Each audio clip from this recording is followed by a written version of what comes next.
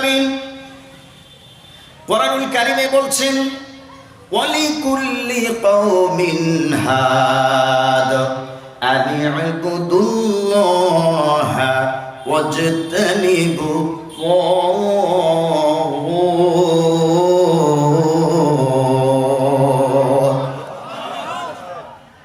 ইমানের জোর কমছে না বাড়ছে? ইমানের জোর কমছে না বাড়ছে? আমাদের আল্লাহর কথা মুমিনদের সামনে যখন কোরআন তেলাওয়াত করা হয় ফাসাদাতহুম ঈমানা, তাদের ঈমানী শক্তি বৃদ্ধি হয়ে যায়। আমি জানতে চাই কোরআন তেলাওয়াতের মাধ্যমে কার কার ঈমান বৃদ্ধি হবে? এই জায়গায় তেলাওয়াতের মাধ্যমেই পরিচয় পাওয়া যাবে। আল্লাহ বলেন ওয়ালিকুল্লি কওমিন হাদ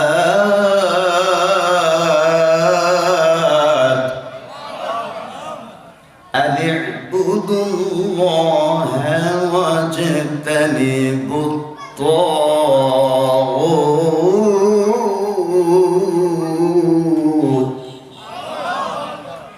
আল্লাহ বলেন প্রত্যেক জাতির কাছে আমি আল্লাহ রাব্বুল আলামিন পথ প্রদর্শক পাঠিয়ে দিয়েছি। নবী রাসূলগণকে আল্লাহ পাক পাঠিয়ে দিয়েছেন। যেমন আসমানি 104খানা কিতাবের মধ্যে বৃহত্তম 4খানা কিতাব, তাওরাত।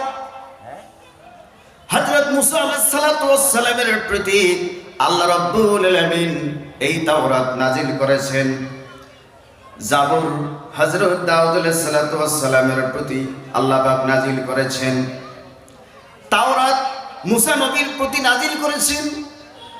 জাবুর হযরত দাউদ আলাইহিস সালামের প্রতি নাজিল করেছেন। তাওরাত এবং জাবুর যে নাজিল হয়েছে, তাওরাত এবং জাবুরের মাঝখানে 600 বৎসরের পার্থক্য। কত বৎসর? আবার জাবুর থেকে হযরত ঈসা নবীর প্রতি আল্লাহ রাব্বুল আলামিন ইনজিল কিতাব নাজিল করেছেন। সেই ইনজিল কিতাব ইব্রানি অথবা আরবিক ভাষায় আল্লাহ পাক নাজিল করেছেন। এই ইনজিল থেকে, জাবুর থেকে এবং ইনজিলের মধ্যবর্তী যে সময়টা মুফাসসির কিরাম ঐতিহাসিকগণ বলেন এর মাঝখানে 1200 বৎসরের পার্থক্য ছিল। কত বৎসর? 1200 বৎসরের পার্থক্য ছিল। ইনজিল থেকে সর্বশেষ চূড়ান্ত কিতাব আল্লাহ পাকের পক্ষ থেকে বিশ্ব নবীর প্রতি জাতির হিদায়াতের উদ্দেশ্যে আল্লাহ রাব্বুল আলামিন যে কিতাব নাযিল করেছেন মহাগ্রন্থ আল কোরআনুল কারীম। আল্লাহ রাব্বুল আলামিন এই আল কোরআনুল কারীম বিশ্ব নবীজির প্রতি নাযিল করেছেন ইনজিল। আর কোরআন নাযিল হওয়ার মধ্যবর্তী সময় হলো, মাঝখানের সময় হলো 500 থেকে 600 বৎসর পর্যন্ত। আল্লাহ রাব্বুল আলামিন কোরআনুল কারীমে নবী রাসূলগণকে পৃথিবীতে পাঠিয়ে দিয়েছেন, তার দৃষ্টান্ত তুলে ধরেছেন। আল্লাহ পাক কোরআনুল কারীমে বলছেন ইন্না আওহাইনা ইলাইকা কামা আওহাইনা ইলা নূহিন ওয়ান নাবিয়্যিনা মিন বাদি ইন্না আওহাইনা, নিশ্চয় আমি, আওহাইতু ওয়াহিদ মুতাকাল্লিমের সিগা, আওহাইনা জামা মুতাকাল্লিমের সিগা। ইন্না আওহাইনা ইলাইকা কাজ জমির ব্যবহার করছেন রাসূল সাল্লাল্লাহু আলাইহি ওয়াসাল্লামকে বোঝানো হয়েছে। আল্লাহ পাক বলছেন ও আমার হাবিব, আপনার প্রতি আমি ওহী নাজিল করেছি। আর কামা আওহাইনা, আর ওইভাবে আমি আল্লাহ রাব্বুল আলামিন ওহী দিয়েছি নূহের প্রতি। নূহ আলাইহিস সালাতু ওয়াস সালামের পরবর্তী পয়গম্বরের পরবর্তী পয়গম্বরের প্রতি যেভাবে আমি আল্লাহ রাব্বুল আলামিন ওহী দিয়েছি, ওয়া আওহাইনা ইলা ইব্রাহিম ওয়া ইসমাঈল ওয়া ইসহাক ওয়া ইয়াকুব ওয়াল আসবাতি ওয়া ঈসা ওয়া আইয়ুব ওয়া ইউনুস ওয়া আতাইনা দাউদ জাবুরা।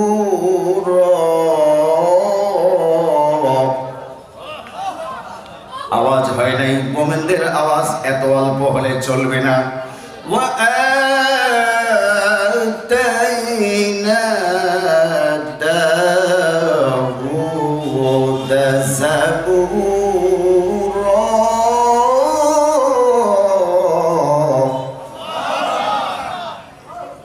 আল্লাহ রাব্বুল আলামিন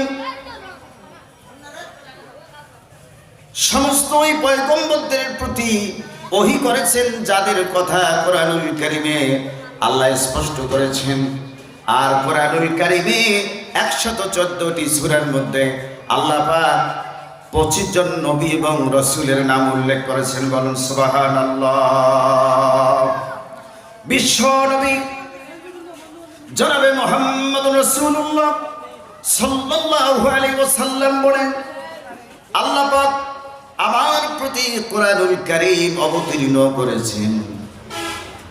আল্লাহ রাব্বুল আলামিন অন্য অন্য নবী রাসূলদেরকে যে মুজিজা দান করেছেন, আকে লুতুফে খেশরা ইজহারে করদ বাহুলি লশনারে রঙ্গুলজার করদ শোইনায়ত কাদিরে কয়ুমে করদ در کف داود آهن موم کردو با سلیمان دد ملک و سرواری شد مطیع خاتم شد و پری। বলুন আল্লাহু আকবার।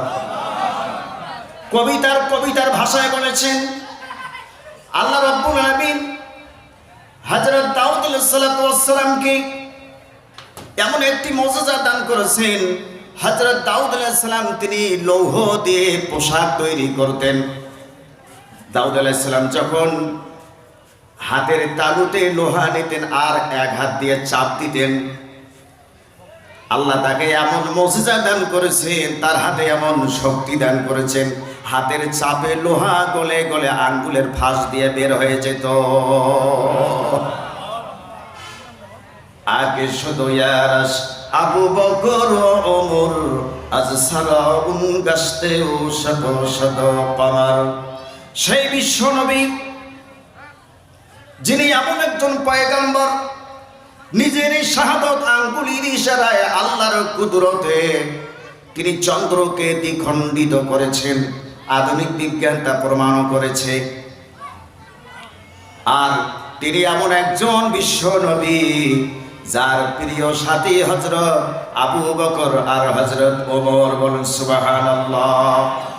আল্লাহর নবীজি বলেন, ও আমার সাহাবা আজমাইন, পৃথিবীর মুমিন মুমিনাত জেনে রাখো, আল্লাহ রাব্বুল আলামিন অন্য অন্য নবী রাসূলদেরকে যে মুজিজা দিয়েছেন, আমি রাসূলুল্লাহর প্রতি আল্লাহর পক্ষ থেকে যে মুজিজা এসেছে এটি কোনো একটি দুটি মুজিজা নয়। বিশ্ব নবীর কাছে 3000-এরও অধিক মুজিজা ছিল। 3000 যে মুজিজা রয়েছে, এই 3000 মুজিজার মধ্য থেকে সব থেকে শ্রেষ্ঠ মুজিজা বিশ্ব নবী বলেন, সেই মুজিজার নাম হলো আল্লাহর দেওয়া পবিত্র কোরআনুল কারীম।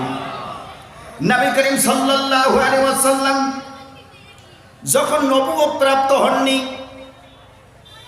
তার কাছে ওহী আসেনি। কাবা থেকে প্রায় 6 কিলোমিটার উত্তর পূর্বে হেরা গুহা অবস্থিত।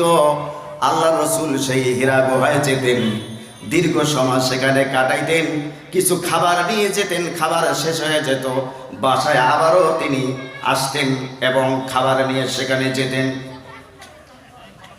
610 খ্রিস্টাব্দে 10ই আগস্ট চন্দ্র বৎসর হিসাবে আল্লাহ রসুলের বয়স যখন 40 বছর 6 মাস 12 দিন, আর সৌর বৎসর হিসাবে আল্লাহ রসুলের বয়স ছিল 39 বছর 3 মাস 22 দিন। এমন তো অবস্থায় আল্লাহ রসুলের কাছে জিবরিল ফেরেশতা আল্লাহ রসুলের নিকট এসে হাজির হলো। আল্লামা সুহাইলি রহিমাহুল্লাহ তিনি বলেন, বুখারীর হাদিস থেকে উদ্ধৃতি রয়েছে, জিলদে আউয়াল অর্থাৎ প্রথম খণ্ড থেকে বিশ্ব নবীজি বলেন, আমার কাছে যে ওহী আসতো, আমার কাছে 7 পদ্ধতিতে আল্লাহর পক্ষ থেকে আমার কাছে কোরআন নাজিল হতো। জীবনের প্রথম দেখা জিবরিলের সাথে আল্লাহ রসুলের কাছে এসে জিবরিল বলতেছেন, ইকরা ইয়া মুহাম্মাদ। আল্লাহ রসুল বলছেন, আল্লাহ রসুল তার কথার প্রত্যুত্তরে বললেন যে মা আনা বিকরাইন, আমি তো পড়তে জানি না। জিবরিল ফেরেশতা আবারও বললেন, ইকরা ইয়া মুহাম্মাদ। ইকরা আমরের সিগা ওয়াহিদ মুযাক্কার, আমর হাজার মারুফ, ইম্পারেটিভ সেন্টেন্স। আল্লাহ রসুলের প্রতি জিবরিল নির্দেশ দিলেন, ইকরা ইয়া মুহাম্মাদ, মুহাম্মদ আপনি পড়ুন। আল্লাহ রসুল বললেন, আমি পড়তে জানি না, আমি কেমনে পড়বো, পড়তে তো জানি না। 2 বার অপারগতা প্রকাশ করলেন। এমন তো অবস্থায় হযরত জিবরিল আল্লাহর রসুলকে বুকে টেনে এনে একটু জড়িয়ে ধরলেন। জড়িয়ে দেওয়ার পরে ছেড়ে দিয়ে বলছেন, ইকরা ইয়া মুহাম্মদ, মুহাম্মদ সাল্লাল্লাহু আলাইহি ওয়াসাল্লাম আপনি পড়ুন। কি পড়ুন? এমন তো অবস্থায় জিবরিল আল্লাহর পক্ষ থেকে এসেছে।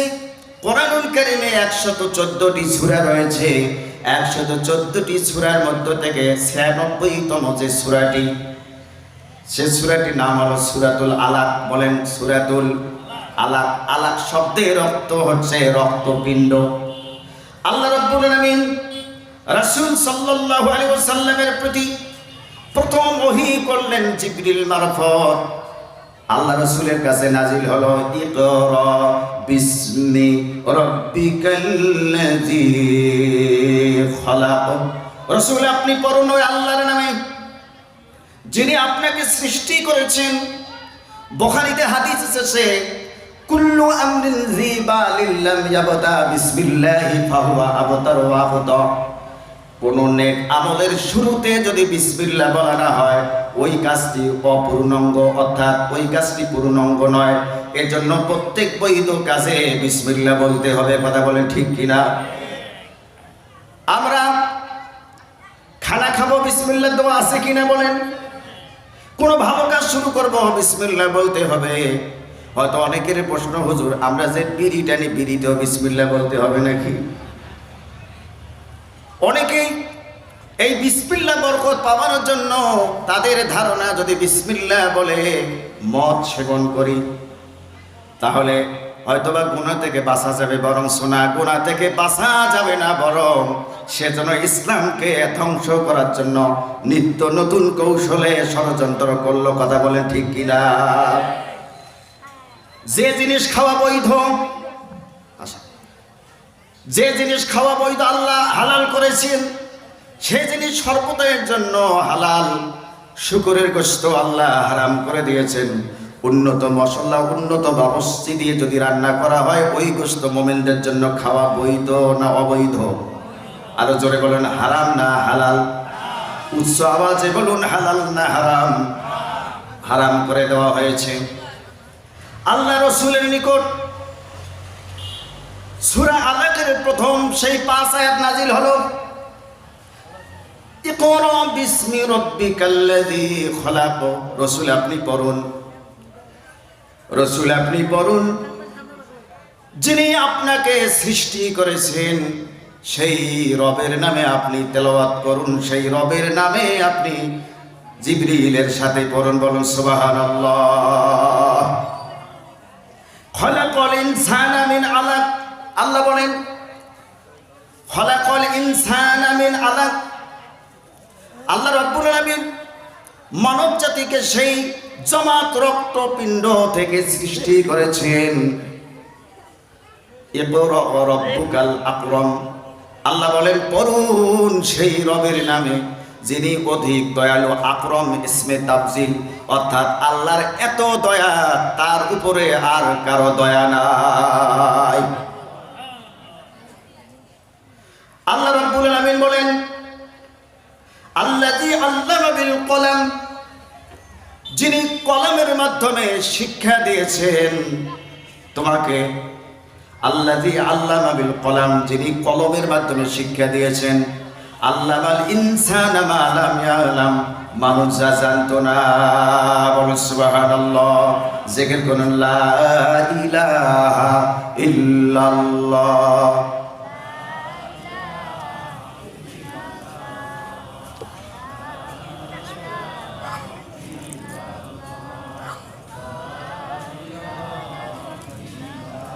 লা ইলাহা ইল্লাল্লাহ মুহাম্মাদুর রাসূলুল্লাহ সাল্লাল্লাহু আলাইহি ওয়াসাল্লাম। তুমি বাঁচাও, তুমি মারো, অবিরত ক্ষমা করো। তুমি বাঁচাও, তুমি মারো। আমাদেরকে বাঁচিয়ে রাখা, বাঁচিয়ে না রাখার মালিককে। উচ্চ আওয়াজে বলুন কে? তুমি বাঁচাও, তুমি মারো, অবিরত ক্ষমা করো। তুমি বাঁচাও, তুমি মারো, অবিরত ক্ষমা করো। ধরার যে জন তাকেই ধরো, ধরার যে জন তাকেই ধরো। তোমার মুঠোয় সবে আল্লাহ। সুবহানাল্লাহ। উচ্চ আওয়াজে বলুন সুবহানাল্লাহ।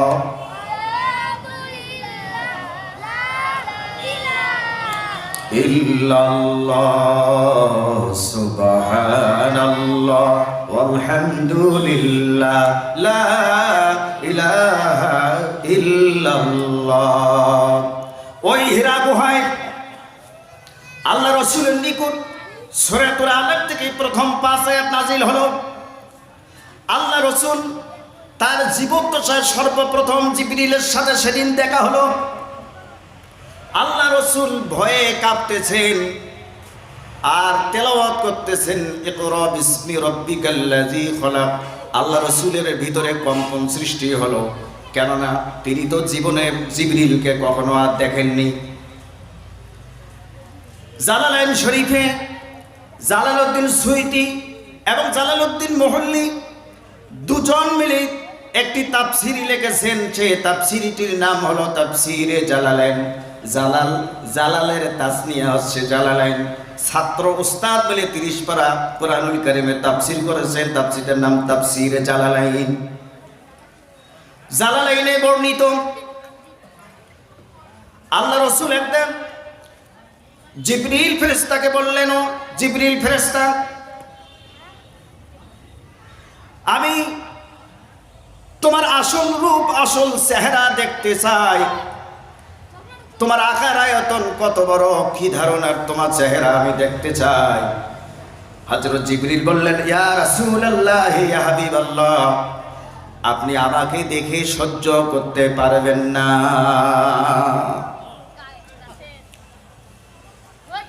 তারপরে আল্লাহ রাসূল হযরত জিবরিলকে বললেন, জিবরিল, আমি দেখতে চাই। জিবরিল বললেন, ইয়া রাসূলুল্লাহ, ইয়া হাবিবাল্লাহ, আমি আপনার সাথে কোথায় দেখা দেব? আমার দেহের কোনো জায়গা নাই, আমার দেহের কোনো জায়গা নাই, এত বড় দেহ আমার। রাসূল করিম সাল্লাল্লাহু আলাইহি ওয়াসাল্লাম বললেন, সৌদি আরবের আবদা নামক একটি জায়গা, অনেক বড় জায়গা, আল্লাহ রাসূল জিবরিলকে বললেন, জিবরিল আবদায় তুমি আমার সাথে দেখা করো। জিবরিল বললেন, ইয়া রাসূলুল্লাহ ওই জায়গা আমার শরীরে জায়গা হবে না। হুজুর বললেন, তাহলে মিনায় দেখা করো। জিবরিল বললেন, ইয়া রাসূলুল্লাহ ইয়া হাবিবাল্লাহ মিনায়ও আমার শরীরের জায়গা হবে না। আল্লাহ রাসূল বললেন, তাহলে একটা কাজ করো, আরাফাতের ময়দানে তুমি আমার সাথে দেখা করো। হযরত জিবরিল বললেন, ইয়া রাসূলুল্লাহ ইয়া হাবিবাল্লাহ ঠিক আছে দেখা যাক। যখন আল্লাহ রাসূলের সাথে জিবরিলের দেখা করার সময় হলো, আল্লাহ রাসূল সেই আরাফাত ময়দানে অবস্থান করছেন। জিবরিল আসতেছেন। জিবরিলকে দেখে আল্লাহ রাসূল সাথে সাথে বেহুশ হয়ে জমিনে পড়ে গেলেন। হযরত জিবরিল আল্লাহ রাসূলকে মাটির থেকে হাত দিয়ে কোলায় তুলে কোলায় করে নিয়ে আল্লাহ রাসূলের যখন হুঁশ ফিরল, আল্লাহ রাসূলকে বললেন, মুহাম্মদ সাল্লাল্লাহু আলাইহি ওয়াসাল্লাম আমি তো বলছি আমার শরীরের জায়গা কোন জায়গায় হওয়া সম্ভব না দুনিয়ার বুকে। আল্লাহ রাসূল সুস্থ হওয়ার পরে সাহাবা কেরাম জিজ্ঞাসা করেন, ইয়া রাসূলুল্লাহ ইয়া হাবিবাল্লাহ জিবরিলের সাথে আপনার যে সাক্ষাৎ হয়েছিল, জিবরিলের আকৃতি কেমন, চেহারা কেমন আমরা জানতে চাই। আল্লাহ রাসূল বললেন, জিবরিল ফেরেশতা এমন শক্তিশালী একজন ফেরেশতা আল্লাহ তাকে বানিয়েছেন, তার শরীরে 600 ডানা আছে। কত ডানা? সিরাতুল হলবিয়া প্রথম খণ্ডে এসেছে, তার শরীরে 600 ডানা রয়েছে।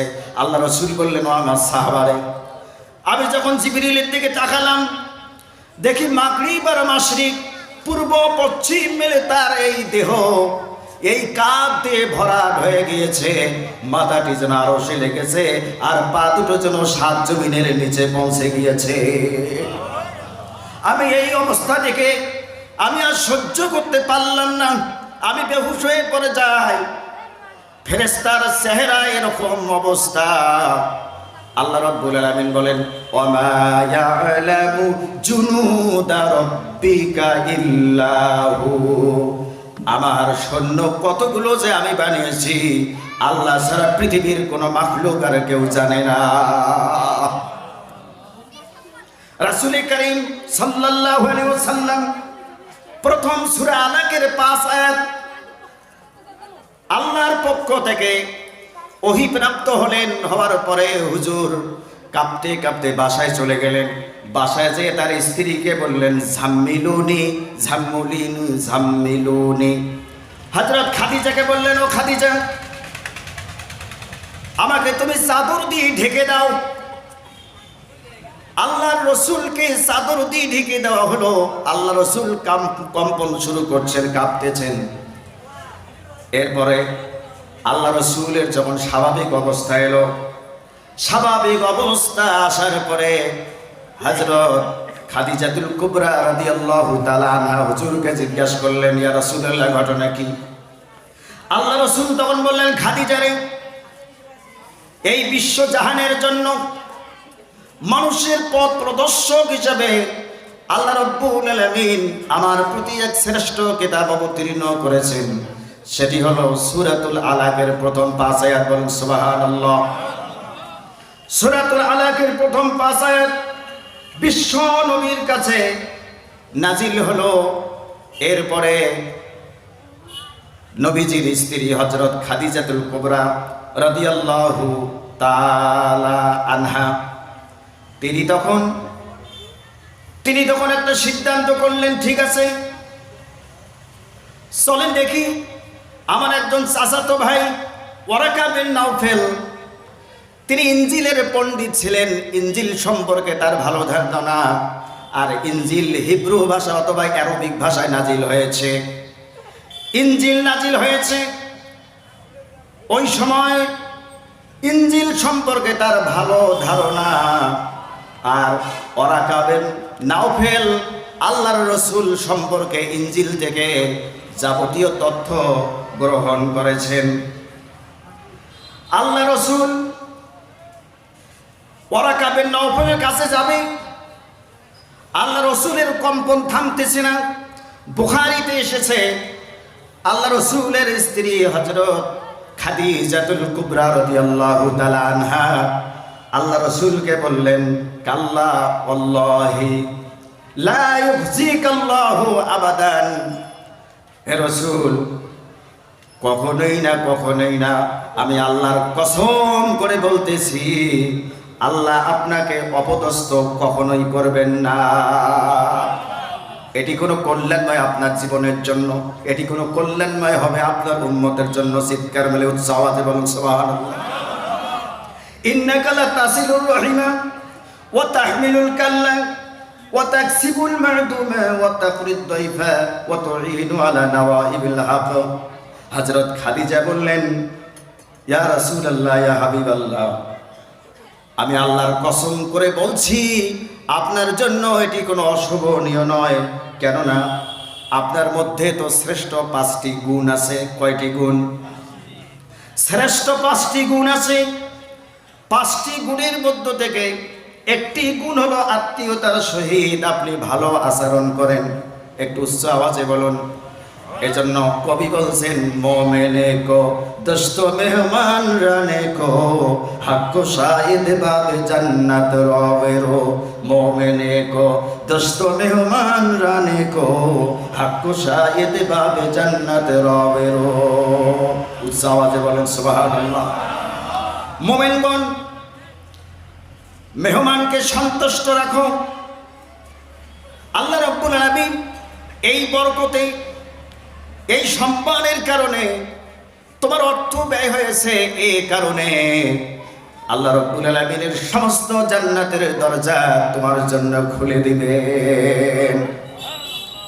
মেহমান রোজে বখদমে আওরাত বাসগুনা মিসবান রমে বেরদ। উচ্চ আওয়াজে বলেন আল্লাহু আকবার।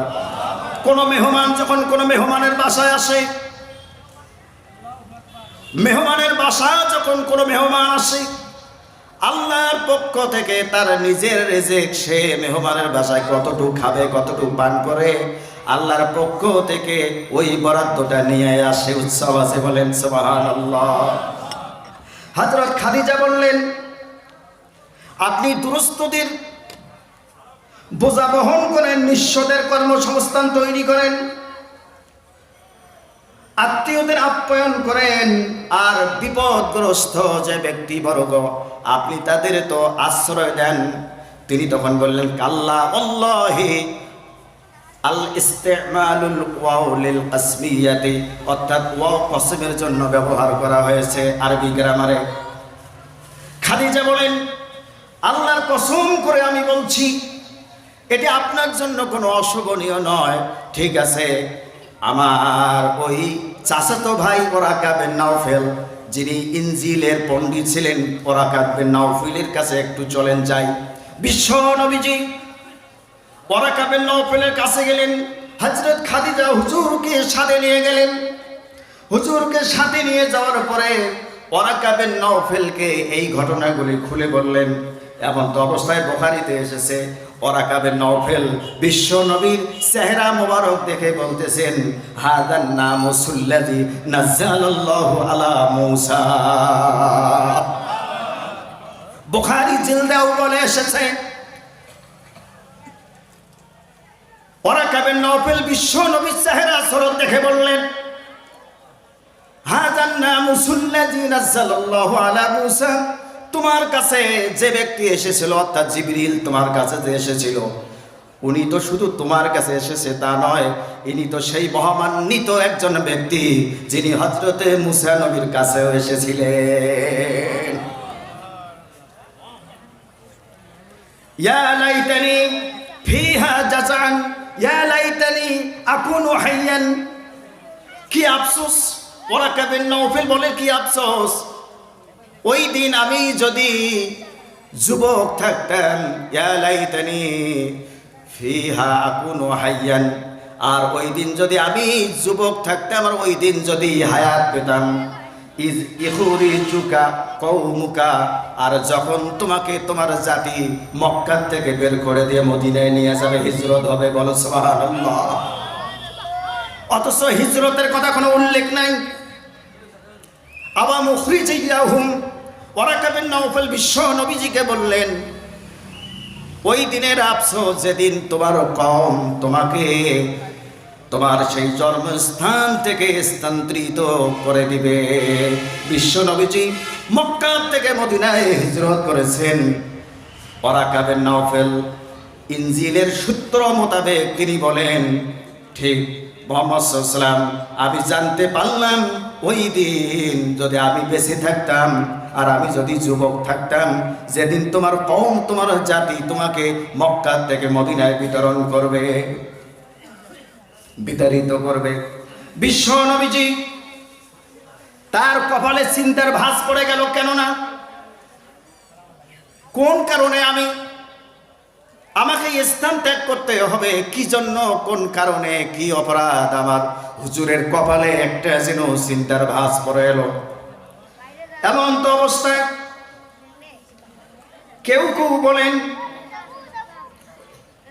বিশ্ব নবীজি এমন চিন্তা করতেছিলেন যে চিন্তার কোনো শেষ সীমানা নাই। যখন রাসূল পাক সাল্লাল্লাহু আলাইহি সাল্লাম ওয়ারাকা বিন নাওফেলকে বললেন, আমার অপরাধ কি, কেন আমাকে তাড়িয়ে দেওয়া হবে? বুখারীতে এসেছে, লাম ইয়াতি রাজুলুন কত্তু বিমিথলি মা জিতা বিহি লাউদি। উচ্চ আওয়াজে বলুন সুবহানাল্লাহ। ওয়ারাকা বিন নাওফেল বলেন, মুহাম্মদ সাল্লাল্লাহু আলাইহি সাল্লাম এই কারণে তোমার সাথে শত্রুতার কারণ হলো তোমার জাতি তোমাকে মক্কা থেকে মদিনায় হিজরত করাবে, তোমার মাতৃভূমিতে তোমাকে থাকতে দেবে না। বরকত হলো, কারণ হলো লাম ইয়াতি রাজুলুন কত্তু বিমিসলি মা জিতা বিহি লাউদিয়া, কারণ তুমি এমন জিনিস নিয়ে পৃথিবীতে আগমন করেছো, এত বরকতপূর্ণ কোরআনুল কারীম শ্রেষ্ঠ কিতাব কোন নবী রাসূলদেরকে দেওয়া হয় না। এই কোরআনের বরকতে বিশ্ব বিকশিত হয়ে যাবে, তাম পৃথিবীতে মুহাম্মদুর রাসূলুল্লাহর প্রকাশ পেয়ে যাবে, আল্লাহর কোরআন প্রকাশ পাবে। আর তোমার সাথে শত্রুতা করার কারণ হলো অন্য নবী রাসূলগণ ছিল আঞ্চলিকভাবে নির্দিষ্ট কোন কওমের জন্য। হযরত মুসা আলাইহিস সালাতু ওয়াস সালাম তিনি সুনির্দিষ্ট একটি কওমের জন্য পৃথিবীতে এসেছেন, কওমকে দাওয়াত দিয়েছেন। দাওয়াত দিতে দিতে এক পর্যায়ে মুসা আলাইহিস সালাম তিনি একটু তোতলাতেন, আল্লাহ তাআলার কাছে ফরিয়াদ করলেন, রব্বুল আলামিন আমার তাওহীদি দাওয়াত দেওয়ার জন্য, প্রসার করার জন্য আমার থেকে আমার যে ছোট ভাই, আমার যে ভাই হযরতে হারুন, এই হারুনকে যদি আপনি নবুয়তি দান করেন, তাহলে দুই ভাই মিলে একসাথে দ্বীনের দাওয়াত, তাওহীদের দাওয়াত তথা আল্লাহর দাওয়াত, তাওহীদের দাওয়াত আমরা আমাদের কওমের কাছে পৌঁছাইতে পারতাম। আল্লাহ রাব্বুল আলামিন হযরত মুসা আলাইহিস সালাতু ওয়াস সালামের সেই কথাটুকু খুবই পছন্দ করলেন।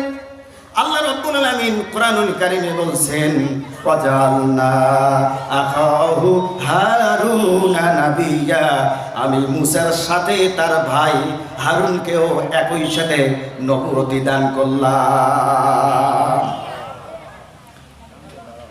প্রত্যেক সেই নবী রাসূলগণ ছিলেন নির্দিষ্ট কওমের জন্য, নির্দিষ্ট জাতির জন্য,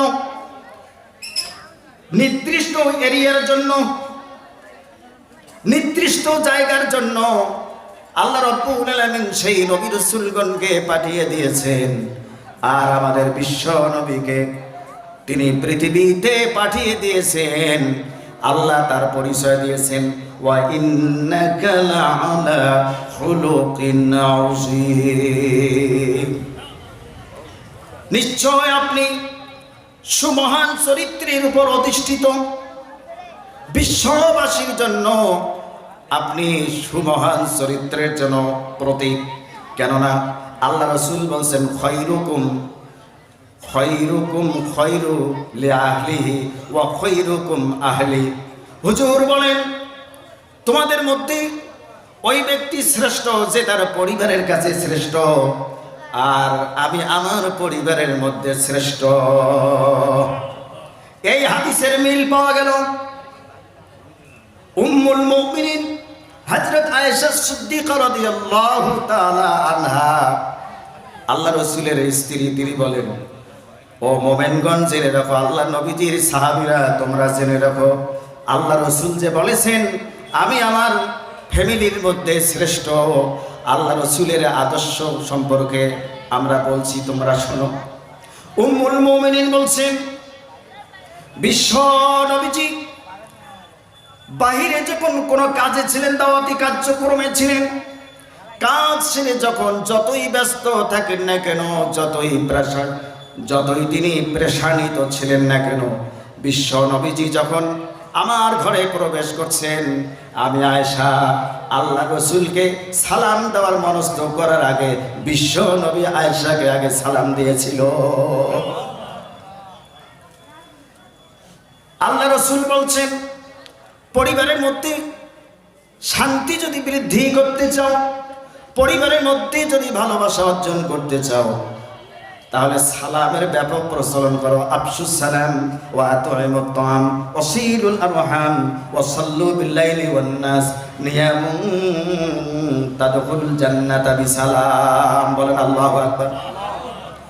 আল্লাহ রাসূল বলেন, ব্যাপক হারে সালাম প্রসার করো, সালাম দাও, আগে আগে সালাম দাও। গরিব দুঃখীকে খানা খাও। রাত্রে যখন লোকগুলি ঘুমে বেঘোর হয়ে যায়, তখন তুমি উঠে তোমার রবের উদ্দেশ্যে সালাত আদায় করো। তোমার রবের উদ্দেশ্যে, তোমার রবের কাছাকাছি হওয়ার জন্য তুমি রবের সেই সালাত আদায় করো। এই বৈশিষ্ট্য তোমাদের মাঝে যদি থাকে, অবশ্যই নিরাপদে তোমরা জান্নাতে যেতে পারবে। লা ইলাহা ইল্লাল্লাহ, লা ইলাহা ইল্লাল্লাহ মুহাম্মাদুর রাসূলুল্লাহ। কোরআন যে শ্রেষ্ঠ কিতাব, কোরআন যে শ্রেষ্ঠ একটি কিতাব, আসমানি গ্রন্থ। আল্লাহ রাব্বুল আলামিন কোরআনুল কারীমে বলছেন, ইন্না আনজালনাহু ফি লাইলাতিন মুবারাকাতিন ইন্না কুন্না মুনজিরিন। উচ্চাওয়াজে বলেন সুবহানাল্লাহ।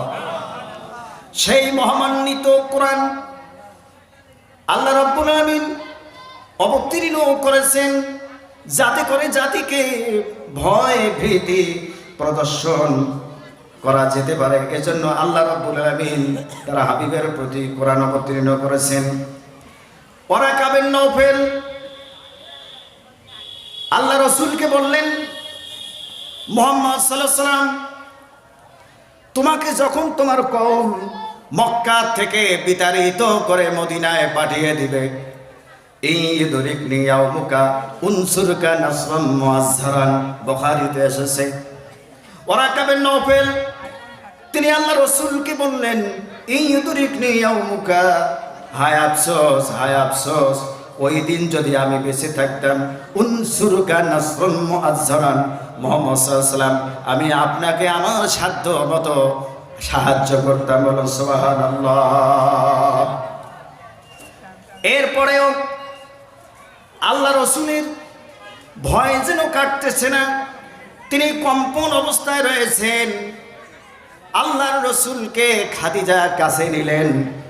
খাদিজা কাছে নিয়ে বাইহাকি শরীফের দালায়েলুন নবুওয়াত কিতাবে এসেছে, ইবনে হিশাম থেকে বর্ণিত, আল্লাহ রসুল তার কাছে ওহী নাজিলের পরেও তিনি পেরেশানিত, তার শরীর যেন ঘামছে, তার শরীর যেন কাঁপতেছে তখনও। আর আল্লাহ রসুলের কাছে 7 পদ্ধতিতে যে ওহী এসেছিল, হযরত আয়েশা থেকে বর্ণিত, তিনি বলেন, আল্লাহ রসুলের স্ত্রী হযরত আয়েশা রাদিয়াল্লাহু তাআলা আনহা থেকে বর্ণিত, হযরত আয়েশা বলেন, ইয়া রাসূলুল্লাহ, ইয়া হাবিবাল্লাহ, আপনার কাছে যে ওহী আসে, সব থেকে ওহী আসে যে আপনার প্রতি কষ্টদায়ক পদ্ধতি কোনটি? আল্লাহ রসুল তখন বলেন, আয়েশা রে, আমার কাছে 7 পদ্ধতিতে ওহী আসে, তার মধ্যে একটি পদ্ধতি হলো সিলসিলাতুল জারস, সালসালাতুল জারস, ঘন্টার আওয়াজের ন্যায় এই আওয়াজ কেউ শুনতে পায় না, আমি শুনি। হযরত আয়েশা বলেন, কঠিন ঠান্ডার সময় আমি লক্ষ্য করে দেখেছি আল্লাহ রসুলের কাছে যখন কোনো ওহী অবতীর্ণ হতো, ওহী নাজিল হতো, ঠান্ডার কারণে আমরা ঠান্ডার পোশাক আদি শরীরে দিয়েছি, এত ঠান্ডার মধ্যেও আল্লাহর রসুলের শরীর মোবারক ঘামতেছিল, কপাল মোবারক ঘামতেছিল। আমরা লক্ষ্য করে দেখছি, আমরা লক্ষ্য করছি যে আল্লাহ রসুল ঘামতেছেন, তার শরীরের এমন অবস্থা, ওহির যে ওয়েট, ওহির যে ওজন। আসুন কোরআনে আল্লাহ পাক কি বলছেন একটু জানি। আল্লাহ রাব্বুল আলামিন বলছেন, লাউ আনজালনা হাযাল কুরআনা আলা জাবালিল লারাআইতাহু খাশিআন মুতাসাদ্দিআন মিন খাশিয়াতিল্লাহ। উচ্চ আওয়াজে বলেন, আরো জোরে বলেন আল্লাহু আকবার। আল্লাহ পাক বলেন, রাসূল এই কোরআন যদি আমি পাহাড়ের উপরে অবতীর্ণ করতাম, পাহাড়কে আপনি স্থির দেখতে পারতেন না। কোরআনের ওজন, কোরআনের ওয়েট পাহাড় সহ্য করতে পারতো না। অথচ আল্লাহ রাব্বুল আলামিন এই কোরআনুল কারীম, 30 পারা কোরআনুল কারীম বনি আদমের সিনায় দেয়। হেফজ মাদ্রাসাগুলো থেকে ছোট্ট ছোট্ট শিশুরা রাত 3টার সময় উঠে তাহাজ্জুদের সালাত আদায় করে কোরআন হেফজ করা শুরু করে দেয়। এইভাবে শ্রম দিতে দিতে ওই এতটুক দিলের ভিতরে, এতটুক হৃদয়ের ভিতরে আল্লাহর পক্ষ থেকে 30 পারা কোরআন শরীফ হেফজ হয়ে যায়। আল্লাহ রাব্বুল আলামিন তার হাবিবের প্রতি এই মহামান্বিত কিতাব নাজিল করলেন। নিশ্চয়ই এই কিতাব নাজিলের একটি সুনির্দিষ্ট কারণ আছে। আল্লাহ বলেন হুদাল লিন্নাস। উচ্চ আওয়াজে বলেন সুবহানাল্লাহ। আল্লাহ পাক বললেন হুদাল লিন্নাস, মানব সম্প্রদায়ের জন্য এটি হেদায়েত, পথ প্রদর্শক হিসেবে আল্লাহ নাস শব্দ ব্যবহার করছেন মানুষ। আল্লাহ হুদাল্লিল মুত্তাকিন, হুদাল্লিল মুমিনিন এই ধরনের কথা না বলে আল্লাহ পাক তার এই কালাম যে বিশ্ববাসীর জন্য নাজিল করেছেন, আল্লাহ পাক বিশ্ববাসীর কথা ইঙ্গিত দিয়ে দিলেন। বলুন সুবহানাল্লাহ। আল্লাহ রাসূল কম্পন করতেছেন, তারপরেও বুখারীতে এসেছে হযরত খাদিজাতুল কুবরা রাদিয়াল্লাহু তাআলা আনহা আল্লাহর রাসূলকে তার এই উরুতে মাথা রেখে শোয়ালেন। মাথা রেখে শোয়ে আল্লাহ রাসূলকে বলছেন উসবুত ওয়া আবশির, ফাওয়াল্লাহি ইন্নাহু লামালাকুন ওয়া মা হাযা বিশাইতান। আল্লাহ রাসূলকে বলছেন উসবুত, আমরের সিগা, রাসূল আপনি অটল থাকুন, অর্থাৎ ভয়ের কোনো কারণ নাই, চিন্তার কোনো কারণ নাই। ওয়া আবশির, আমরের সিগা। আল্লাহ রাসূলকে বললেন ইয়া রাসূলুল্লাহ, ইয়া হাবিবাল্লাহ, আপনি শান্ত হন, আপনার জন্য শুভ সংবাদ। আমি পরীক্ষা করে দেখি আপনার কাছে যে এসেছে সে কে, আমি একটু পরীক্ষা করে দেখি। বাইহাকি শরীফের দালায়েলুন নবুওয়াতে ইবনু হিশাম থেকে বর্ণিত, হযরত খাদিজা তিনি ঘরের মধ্যে আল্লাহ রাসূলের মাথা মোবারক নিজের উরুতে রাখলেন, ডান অথবা বাম উরুতে, ডান অথবা বাম উরুতে আল্লাহর রাসূলের মাথা রাখলেন। রাখার পরে আল্লাহ রাসূলকে বললেন মুহাম্মদ সাল্লাল্লাহু আলাইহি ওয়াসাল্লাম, আপনি যাকে দেখছিলেন ইতিপূর্বে তাকে দেখতে পাচ্ছেন কি? আর ওই সময় খাদিজাতুল কুবরা নিজের মাথার কাপড় যে ছিল, কাপড়টা, পর্দাটা একটু সরিয়ে দিলেন। মাথার কাপড়টি সরিয়ে দিলেন এই কারণে যে আমি পরীক্ষা করতে চাই ফেরেশতা হলে এই জায়গায় থাকবে না, আর শয়তান হলে শয়তানের কাজ হইতে হলো এলোমেলো বেপরদা। কথা বলেন ঠিক কিনা? যতই এলোমেলো হয়, যতই চরিত্র নষ্ট হয় জাতির, শয়তান খুশি না বেজার? শয়তান খুশি না বেজার? আজকে তামাম বাংলাদেশের অবস্থা অত্যন্ত ঘোলা অবস্থা। যুবক যুবতী বিশেষ করে মোবাইল ফোনের মাধ্যমে পরকীয়ার জোর দিন দিন বৃদ্ধি পাচ্ছে। কথা বলেন ঠিক কিনা? সঠিক যদি মনিটরিং করা হতো, সঠিক যদি মনিটরিং করা হতো, তাহলে যুব সমাজের এই চরিত্র নষ্ট হতো না। কথা বলেন ঠিক কিনা? মোবাইলের মধ্যে যত অশ্লীলতা ছবি ভিডিও আসে, এগুলি কোনো ক্রমেই দেওয়া যাবে না। এটা যদি গভর্নমেন্ট যদি বন্ধ করত, জাতির চরিত্রের 50% পরিবর্তন আসতো। কথা বলে ঠিক কিনা? বউ আছে, বাচ্চা আছে, সন্তানাদি আছে, এরপরেও রাত্রে বিছানায় শুইছে, নিজের স্ত্রী পাশে মোবাইলে পরকীয়া করতেছে অন্য স্ত্রীর সাথে। কার স্ত্রী? স্ত্রীকে ঘরে রেখে বিদেশে গেছে, 3 বছর থেকে নেই, 4 বছর থেকে নেই, 5 বছর থেকে নেই। আরে বাবা, তুমি 4-5 বছর থেকে বাসায় যদি না থাকো, একেবারে স্ত্রীর তো দোষ দিলেও চলে না। কথা বলেন ঠিক কিনা? তুমি 5 বছর থেকে বাসায় নাই, তোমার স্ত্রী তো পরকীয়াই করতেই পারে। কথা বলে ঠিক কিনা? তোমাকে তো হিসাব করতে হবে যে আমার স্ত্রী বাসায় আছে। সেই স্ত্রী শুয়ে শুয়ে প্রেমিকার সঙ্গে কথা বলতেছে। দেখা যাচ্ছে স্বামী সন্তানকে রেখে পরকীয়া করে অন্য ছেলের হাত ধরে চলে যাচ্ছে, প্রাইভেট মাস্টারের সাথে পালিয়ে যাচ্ছে। কথা বলে ঠিক কিনা? এই প্রমাণ প্রতিদিন আমরা পেপার পত্রিকায় পাচ্ছি। এটা কোন কারণে? জাতির চরিত্র নষ্ট হলে যা হয়। আর জাতির চরিত্র তখনই নষ্ট যখন জাতি কোরআন সুন্নাহর বাইরে চলে যায়। কথা বলেন তো ঠিক কিনা? এখন এক ব্যক্তি বিয়ে করছে গোপনে, আগেরও 2 বউ আছে। কয় বউ আছে? আগের 2 বউ আছে। আগের নতুন জায়গায় গেছে, যে ওখানে 1 বউ করছে। এখন বিয়ে করার পরে প্রথম রাত্রে তার স্ত্রীকে বলছেন যে, স্ত্রী তুমি তো আমার প্রাণ প্রিয়। স্বামী খুব হাসতেছে। হাসতেছে এই কারণে, মানে এত আনন্দ।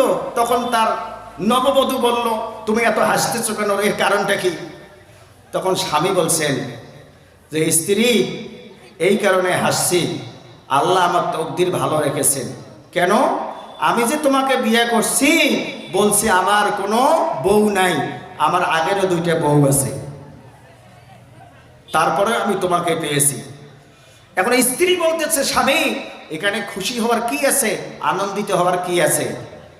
তোমার তো আগের 2 বউ আছে না, এই কারণে তুমি হাসছো, জিতছো, এটাই ভাবছো? বলে জি।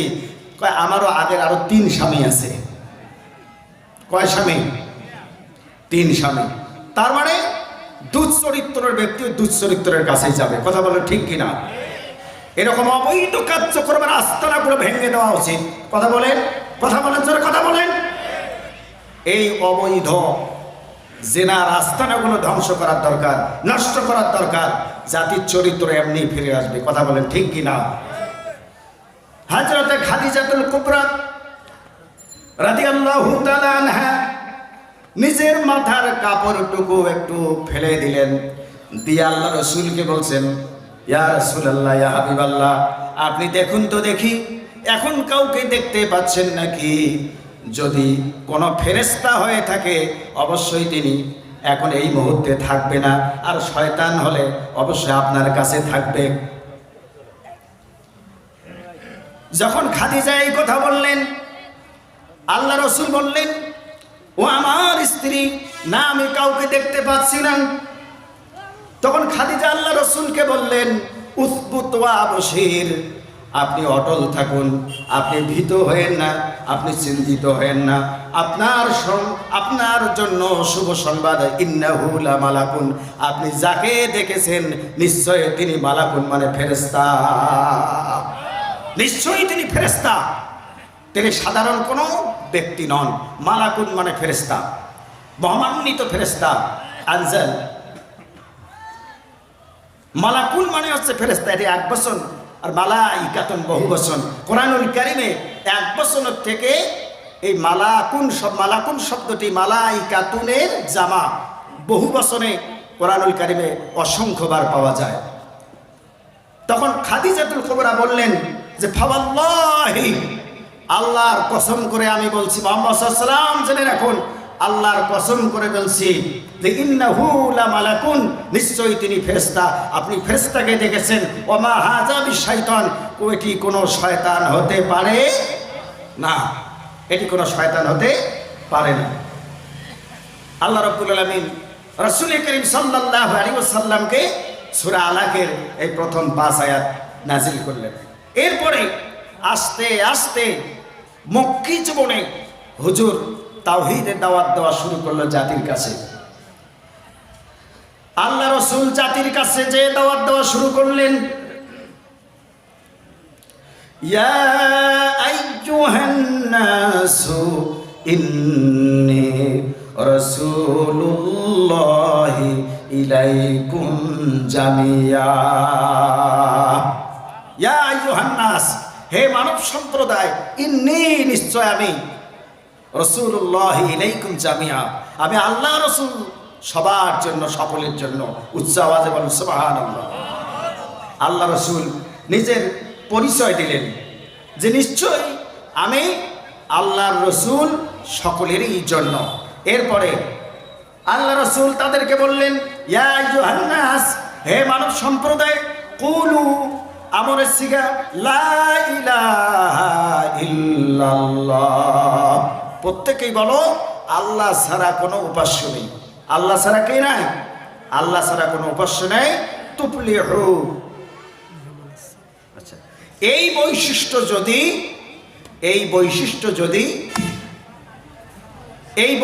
যদি তোমাদের থাকে তাহলে তোমরা সফল হবে। উচ্চ আওয়াজে বলো সুবহানাল্লাহ। এরপরে কাফেরদের ষড়যন্ত্র হলো। কি ষড়যন্ত্র? রসুল যেই জায়গায় দাওয়াত দিচ্ছিলেন, কাফেরের উতবা, সাইবা, কাফের দলগুলো একত্রিতভাবে হয়ে তাদের সম্প্রদায়ের লোকদেরকে বলছেন, কি বলছেন? আল্লাহ সে কথাটা কোরআনে বলছেন, وَقَالَ الَّذِينَ كَفَرُوا لَا تَسْمَعُوا لِهَذَا الْقُرْآنِ وَالْغَوْا فِيهِ لَعَلَّكُمْ تَغْلِبُونَ। কাফেররা বলল, লা তাসমাউ, জামা মুযাক্কার হাজির, নেহি হাজির মারুফ, লা তাসমাউ, তোমরা শুনতে যেও না, তোমরা শুনতে যেও না, হাযাল কোরআন, এই কোরআন, ওয়ালগাউ ফীহি লাআল্লাকুম তাগলিবুন, আর কোরআন শোনা থেকে বিরত থাকলে তোমরা বিজয়ী হবে। উচ্চ আওয়াজে বলেন নাউজুবিল্লাহ। কোরআনের সাথে থাকলে মানুষ বিজয়ী হয় না মানুষ ধ্বংস হয়? কথা বলেন। মানুষ বিজয়ী হয়। আর ওরা বলল যে কোরআন যদি তোমরা শুনো, কোরআন তো শোনা যাবেই না, যদি কোরআন শোনা থেকে বিরত থাকো তোমরাই বিজয় হবে। কি হবে? তোমরাই বিজয় হবে। এরা এই কোরআনকে নাস্তানাবুদ করে দেওয়ার জন্য ষড়যন্ত্র করা শুরু করে দিল। তাম পৃথিবীতে এই ইতিহাস আছে কি আছে না? কোরআনের পক্ষেও যেমন মোমেনগণ আছে, কোরআনের বিপক্ষেও কাফেররা আছে। কথা বলেন, আরো আস্তে কথা বলেন, ঠিক কিনা? মোমেনগণ তারা চিন্তা করে সর্ব জায়গার থেকে যেন সব উপার্জন করা যায় কোরআন সুন্নাহর আলোকে, আর কাফেররা তাদের জীবনের সর্বোচ্চ চেষ্টা করে, তারা চেষ্টা করে কিভাবে আল্লাহর এই কোরআনকে পৃথিবীর থেকে বিদায় দেওয়া যায়। কথাটা যদি ঠিক হয় বলবেন ঠিক, কথা বলেন ঠিক কিনা? যখন তারা ষড়যন্ত্র করা শুরু করলো, আল্লাহ পাক সূরা হিজরের একটি আয়াত নাজিল করলেন। তাদের শোনানোর উদ্দেশ্য করে আল্লাহ পাক তার রাসূলের কাছে বললেন, ইন্না নাহনু নাযালনাল যিকরা ওয়া ইন্না লাহু লাহাফিজুন। বলুন সুবহানাল্লাহ। রাসূল এই কিতাব, এই জিকির, এই উপদেশ, এই অ্যাডভাইস আমি আল্লাহ রাব্বুল আলামিন আপনার প্রতি অবতীর্ণ করেছি। ওয়া ইন্না লাহু লাহাফিজুন, আর এই কোরআন সংরক্ষণের জন্য যত প্রকারের দায় দায়িত্ব আছে, পৃথিবীর কোনো মেম্বারকে দেয়নি, কোনো চেয়ারম্যানকে দেয়নি, কোনো মিনিস্টারকে দেয়নি, প্রাইম মিনিস্টারকে দেয়নি, প্রেসিডেন্টকে দেয়নি, কাউকে না দিয়ে আল্লাহ রব্বুল আলামিন বলেন, ও আমার হাবিব, এই কোরআন সংরক্ষণের জন্য যত প্রকার দায়িত্ব আমি আল্লাহ রব্বুল আলামিন নিজের কুদরতি হাতে নিয়েছি।